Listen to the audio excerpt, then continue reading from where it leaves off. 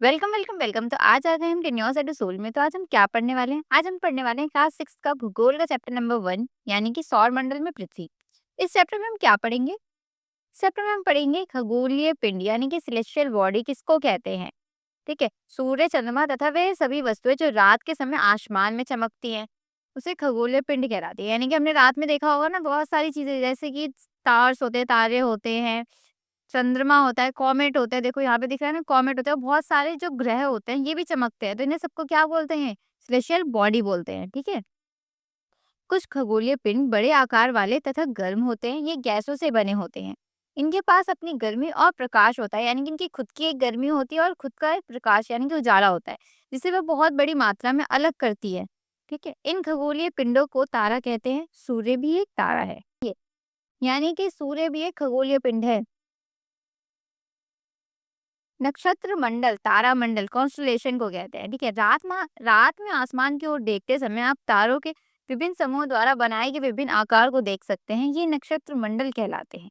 यानी कि हम जब अपने छत पे खड़े होते हैं तो हम क्या करते हैं, आसमान में देखते हैं ना, एक तारे को दूसरे तारे से जोड़ते हैं, फिर उसे किसी और तारे से जोड़ते हैं, तो कुछ ना कुछ बना देते हैं। मतलब आसमान में कहते हैं ना, ये देखो ये ट्रायंगल बन गया, ये स्क्वायर बन गया, या इस तरीके के, जैसे अरसा आइना लिखा हुआ है, इस तरीके का हम बनाते हैं ना आसमान में जाके, तो ये क्या होता है? ये नक्षत्र मंडल कहलाते हैं।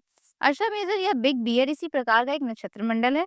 बहुत आसानी से पहचान में आने वाला नक्षत्र मंडल है। सप्त मतलब सात ऋषि मतलब संत, यानी कि ये कहा जाता है कि ये सात तारे इकट्ठा दिखते हैं, कहा जाता है कि ये जो सात तारे इकट्ठा दिखते हैं ये क्या है? ये एक सप्त ऋषि का समूह है, यानी कि एक ग्रुप है इनका। ठीक है, यानी कि सात तारों का एक समूह है जो कि नक्षत्र मंडल अर्शा मेजर का भाग है। यानी कि हम देखते हैं ना अपने छत पे खड़े होके, कि हमें दिखाई देता है आसमान, जब भी हम देखते हैं तो इसे क्या बोला जाता है? इस सप्तऋषि कहा जाता है, जिसमें सात ऋषि होते हैं, बेसिकली ऐसा बोला जाता है।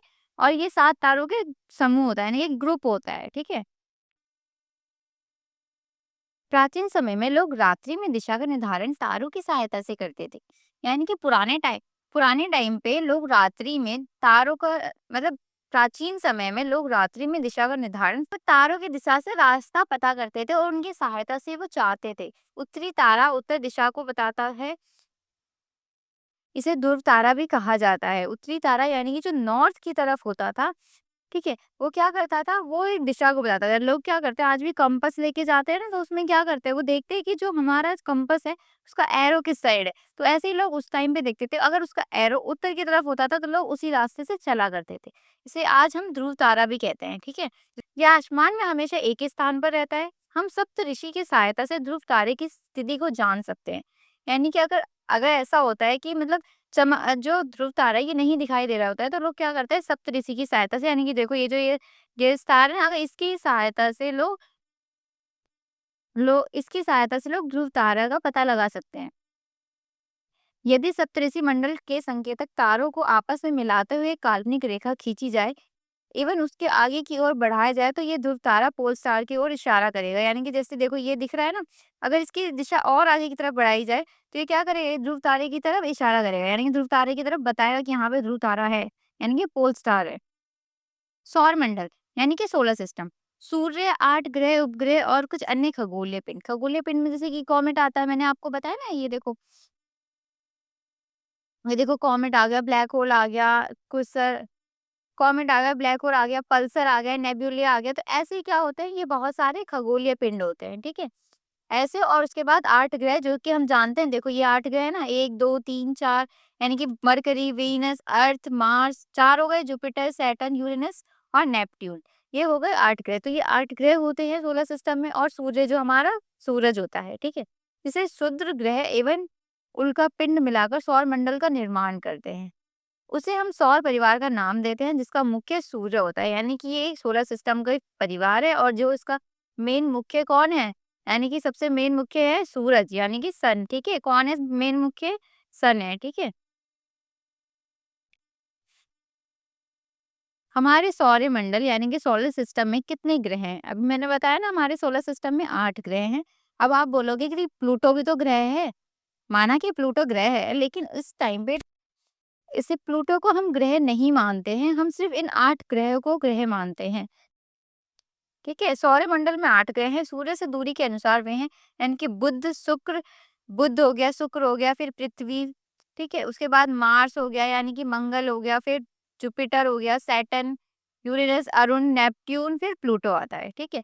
सौरमंडल के सभी 8 ग्रह एक निश्चित पथ पर सूर्य का चक्कर लगाते हैं और इनकी सबकी एक सर्कल लाइनिंग है जिसकी वजह से जिस पे ये चक्कर लगाते हैं। ऐसे ऐसे घूम के जाएगा ना, जैसे हमारी अर्थ है, अर्थ अपनी लाइन पे चक्कर लगा रही है, ऐसे ही ये मार्स अपनी लाइन पे चक्कर लगाएगा, ठीक है? सैटर्न अपनी लाइन पे चक्कर लगाएगा, यूरेनस अपनी लाइन पे चक्कर लगाएगा। ऐसे ये सब अपनी-अपनी लाइन पे चक्कर लगाते हैं, ये नहीं कि दूसरे की लाइन में जाके चक्कर लगाने लग जाए, ऐसा नहीं करते, ये अपनी लाइन में चक्कर लगाते हैं। ये रास्ते दीर्घवृत्ताकार में फैले हुए हैं, ये कक्षा कहलाते हैं। बुध शुक्र के सबसे नज़दीक है। ये हमने देखा है ना, जो बुध और शुक्र है, ये दोनों आपस में बहुत पास-पास हैं। हमारे अर्थ से सबसे ज़्यादा मार्स और बुध शुक्र दिख जाता है, ऐसा लोग उससे चेक कर लेते हैं, जो टेलीस्कोप होता है उससे। शुक्र वीनस को पृथ्वी का जुड़वा ग्रह क्यों कहा जाता है? यानी कि जो वीनस होता है उसको अर्थ का जुड़वा ग्रह क्यों कहा जाता है?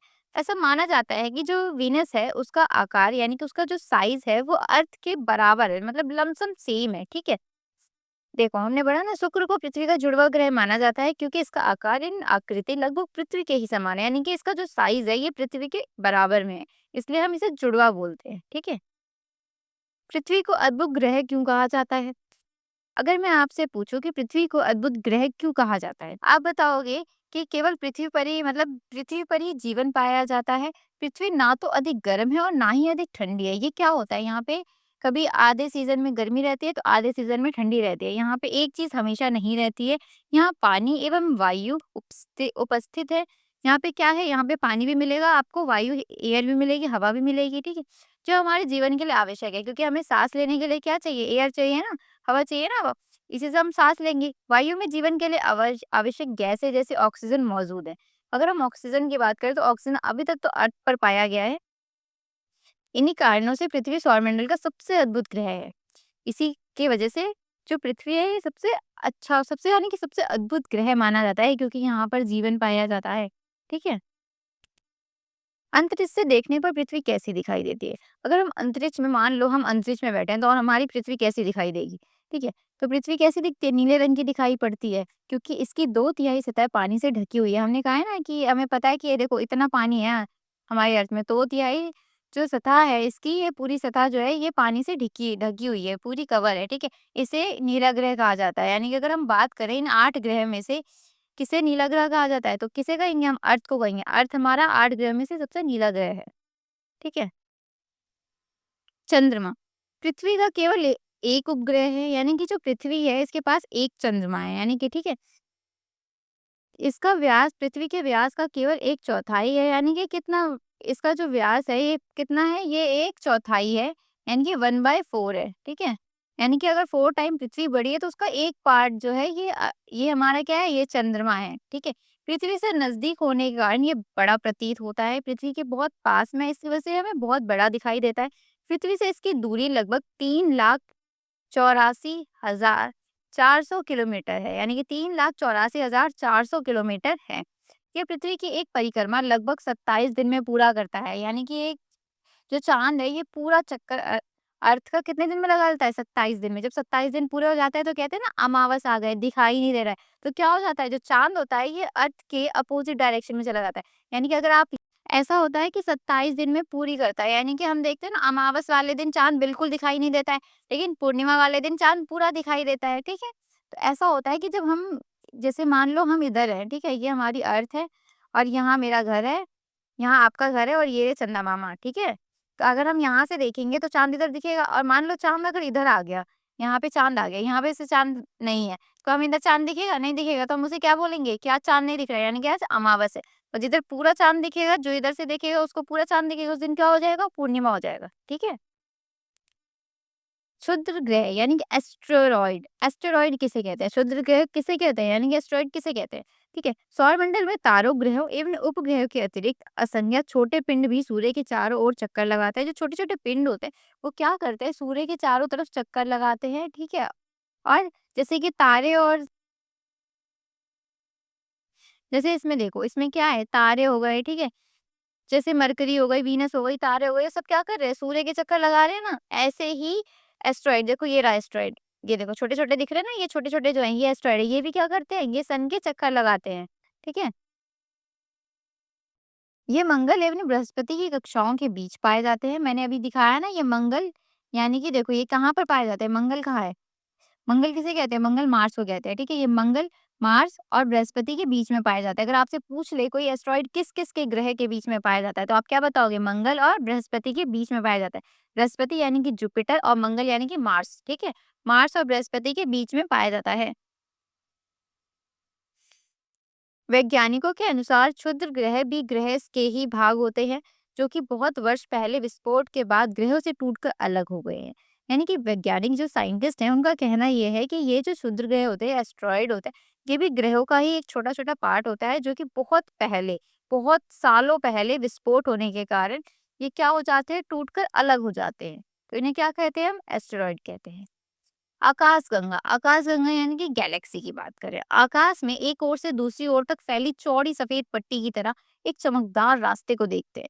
यानी कि जब भी हम अपने आसमान में देखते हैं, यानी कि हम अपने छत से आसमान में देखते हैं, तो पूरा आसमान चमकीला-चमकीला रात में दिखता है। कितना एकदम देखो जैसे ये है ना, ऐसे ही चाँदनी रात जिसे कहते हैं ना, ऐसे ही चाँद होता है और बहुत सारे तारे चमकते रहते हैं, बहुत अच्छा लगता है ऐसे ही।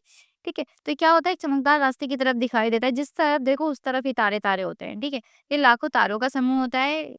खगोलीयविदों ने इसको आकाशगंगा मिल्की वे नाम दिया है। यानी कि खगोलीयविदों ने इसको क्या किया है, इन्होंने इसको आकाशगंगा यानी कि मिल्की वे का नाम दिया है। ठीक है? हमारा सौरमंडल इस आकाशगंगा का हिस्सा है, यानी कि जो हमारा सोलर सिस्टम है, ये भी एक गैलेक्सी का छोटा-सा पार्ट है। ठीक है? पुराने समय में भारत में इसकी कल्पना आकाश में प्रकाश की एक बहती नदी से की गई थी। यानी कि पुराने समय में भारत में जो इसकी कल्पना थी, उसको कैसे बताया गया था? इसको बताया गया था आकाश में प्रकाश, यानी कि आकाश में, यानी कि हमारे जो आसमान है, इसमें प्रकाश यानी कि लाइट की एक बहती नदी से की गई थी। यानी कि उसमें ये बोला गया है कि जो हमारा आकाश है, यहाँ पर लाइट की बहती नदियाँ थी। ठीक है? इस प्रकार इसका नाम आकाशगंगा पड़ा। कैसे पड़ा इसका नाम गंगा आकाशगंगा? इसका नाम ऐसे पड़ा कि आसमान में एक बहती नदी है तारों की, जिसकी वजह से उजाला ही उजाला होता है। इसकी वजह से इसका नाम आकाशगंगा पड़ा था। आकाशगंगा करोड़ों तारों, बादलों और गैसों की एक प्रणाली यानी कि सिस्टम है। क्या है? आकाशगंगा में क्या-क्या पाए जाते हैं? बादल पाए जाते हैं, तारे पाए जाते हैं, बहुत सारी गैसें पाई जाती हैं। ठीक है? ये क्या है? इन सब का एक सिस्टम है। ठीक है? तो आपको समझ में आया गैलेक्सी क्या होता है? तो फाइनली आपका ये चैप्टर खत्म हो गया। तो कैसा लगा आपको ये चैप्टर? मुझे ज़रूर बताना। ठीक है? तो चैनल को सब्सक्राइब कर लेना। Thank you so much.